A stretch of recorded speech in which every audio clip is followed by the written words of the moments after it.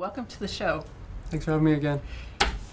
You have a great walking piece. I love this. I'm going to hold it over here so whenever we're ready to do the shot on that, they can check it out. Tell us a little bit about this walking piece, why you chose the stars, and you actually kind of put your life out there for the voters to read about, being a child of a single parent household. What brought you to put that out for the voters to read? Number one, I want to say that I'm connected to our residents' resources, realities, and just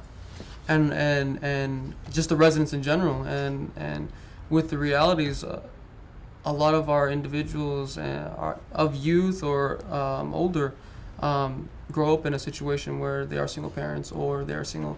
The children live in a household with a single parent, and I now have a family, and so I know the importance of having a father, and so that's why I strive to be the best father I can, and that's exactly why I have a picture of my family on this flyer, just to show people that I'm not just a young guy who just wants this position just for myself and the power that comes with it, but I have a little boy and I have a fiance that need jobs. They need a place to be safe and develop their talents recreationally and professionally.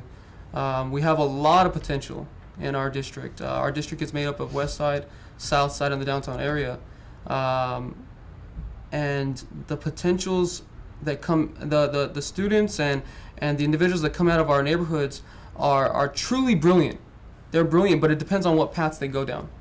And for most of our individuals that grow up, 40% of them are at the poverty line or below it.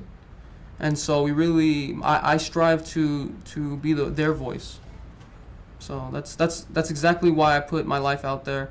I'm not perfect, and I don't expect anybody else to be. I just strive to be the best.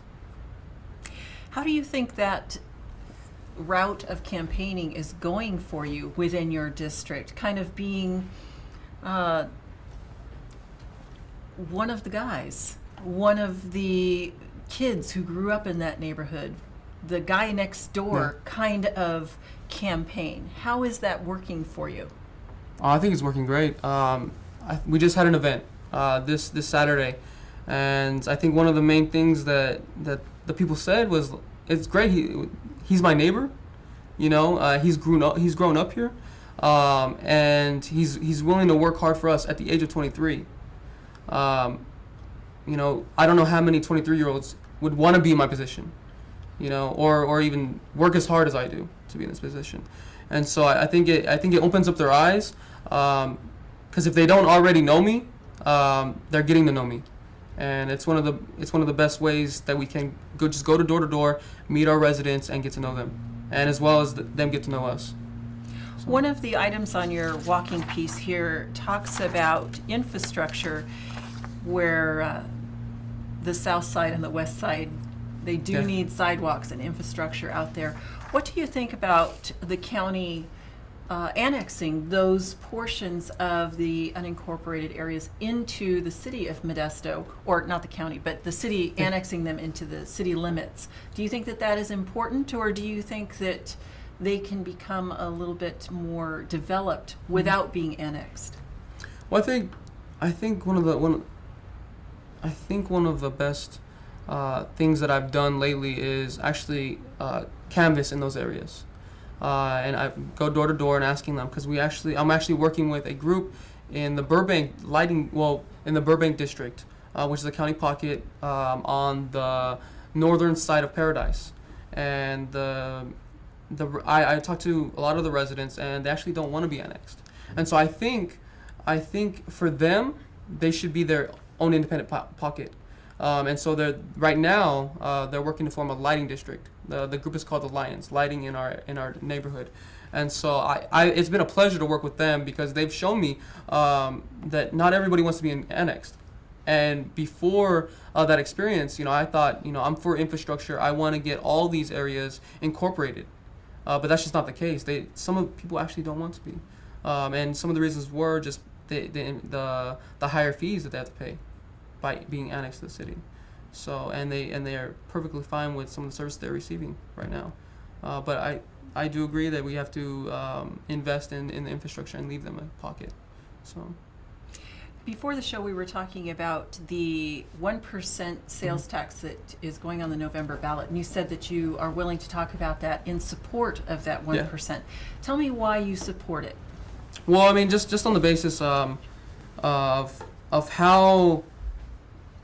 badly the services that we're gonna need for just my area. We have a gem in the Maddox Youth Center that could close. The budget every year is $350,000 roughly. That is an opportunity for our youth to develop, and an opportunity for them to get out and learn about different philosophies and actually have a place to play, and it's a safe environment. And then also they're going to close down 12 parks. Where are some of our kids going to play? And they're not going to be near schools, so that could possibly mean Mellis Park. Where are those kids going to go? And then with some of the services that are being cut, they're going to cut all of the forestry. They're going to cut most of the programming there. And so I think it's $4 million from Parks and Rec, and then from the police department, I believe it's another $4 million, and it varies between the human resources, the city managers department. But yeah, I looked at the stats earlier, but I don't have totally all of them built in my brain yet. So. Well, I have a question concerning the sales tax, and that is, a while back, I'm not sure if it was 1 year or 2 years back, the state of California stopped their funding to the county fairs. And so the county fairs have had to come up with their own way to pay for the expenses that they have every single year. Do you think that if the sales tax does not pass, that say like the Maddox Center or other places, other parks, will be picked up by other entities that would in fact support them if the sales tax does not pass? Well, I think they can. I think it can be passed, but the services that they offer now are highly regarded in our neighborhood.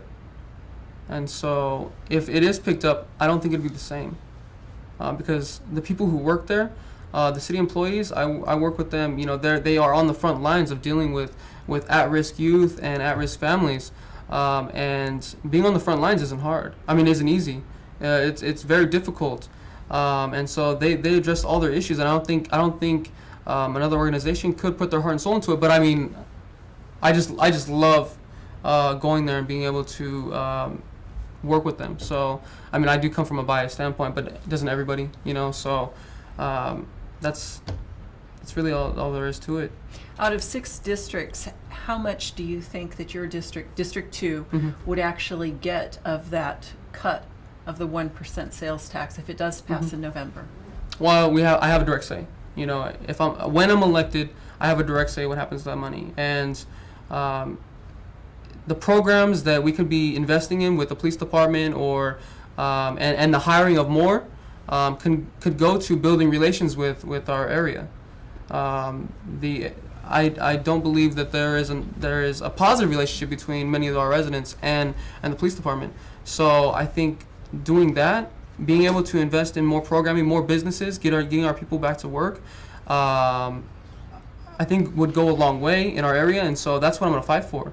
I know Dave Gear, he ran on getting 1/6 of the budget towards our area, which I don't think happened, and I know it didn't happen, but I think we can get a pretty reasonable amount, because we can no longer go neglected at the cost. The cost is higher than just financial. It's at the cost of our quality of life. So I think I can honestly get a good amount. My voice is one of 6. You speak of quality of life. What is the difference between the quality of life, say, District 1 or District 5 compared to District 2? Well, quality of life, we do have 40% of people who live in poverty, and so they struggle to survive, and they're not able to go to the city council meetings. Either they work 1 or 2 jobs, and so they can't advocate for getting more money to our parks more services, and so they don't call when there's a street light out, and so they're just there's sort of an apathy when it comes to everything that has to do with the city, and the other individuals who live in District 1, District 6, they come from a more entitled background, so they know what needs to be done with our city. They know how it's supposed to be run, and so they're able to ask for what they know the city is supposed to provide them. So, How do you, as a candidate or as a councilman, how do you shake the apathy out of the constituency so they become more involved in what happens in their neighborhood? I think just me being from the neighborhood. Number one, I mean, I tell them, I know where you come from. I come from the same background, and plus, I tell them, I'm instituting programs. I'm always fighting for you guys. I think the hood is gonna have to save the hood, and I mean, they like that. They like that slogan, and they know it's true. They know nobody from the outside is gonna come and save us, just because there is that stigma. Like, what do you want? What are you coming to my door for? And so I think me coming with an open heart and open arms and telling them I'm here for you is one great message to give somebody. There was another point here, promoting positive and diverse opportunities. I've heard that sometimes it's really hard to get out of the hood, as you say, and just even go to college, let alone out of Stanislaus County. How are you going to promote higher education or even finishing high school to the children? Because I noticed a lot of pictures of you with kids on your Facebook page. And how are you going to promote that to them? How are you going to sell it to the parents that, hey, your kid can go to college? Yeah. I think one of the best ways to do that is partnering with existing resources, and then resources that are coming to our neighborhoods and our community. I became I guess the director of a new organization, Youth Action Commission of Stanislaus County, and we're going to be working with diverse kids from all diverse backgrounds. And our mission statement is empowering youth for a lifetime of leadership, lifetime of action. And whatever that action is, if you want to go to college, we're going to help you survive. We're going to help you get there.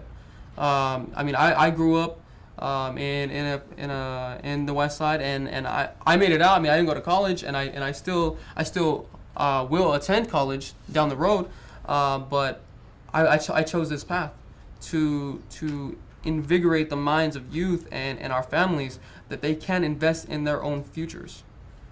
You mentioned a few minutes ago about you being 23, and this picture, you look a lot older than 23. You look very mature in this. Thank you. Person, you look very young. But what can you bring to your district because you are so young? You don't have, 20 years experience at X, Y, or Z job. What can you bring to the table of the city council? Tell me, as one of your potential voters, per se. I don't live in your district, but if I was and you came to my door, what would you tell me? Because I'd look at you and say, hey, are you out of high school? Well, I think experience in Stanislaus County and Modesto, I mean, it's been the same thing going on since Modesto was founded and incorporated, and so I think for me, I mean, I'm not that same I'm not same politics. I'm not with the good old boy system. I'm willing to also invest in our neighborhood and do overtime.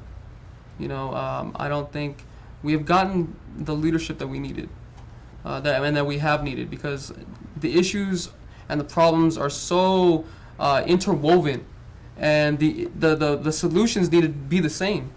We can't just worry about safety. We need to worry about how our officers are handling domestic violence cases and mental illness, and also when our children grow up, they know of the realities that and they have a vocabulary to explain that, and as well as the parents. So I just believe I don't bring that same experience that many other politicians bring. I bring a voice that's real and that's connected directly to my neighborhood.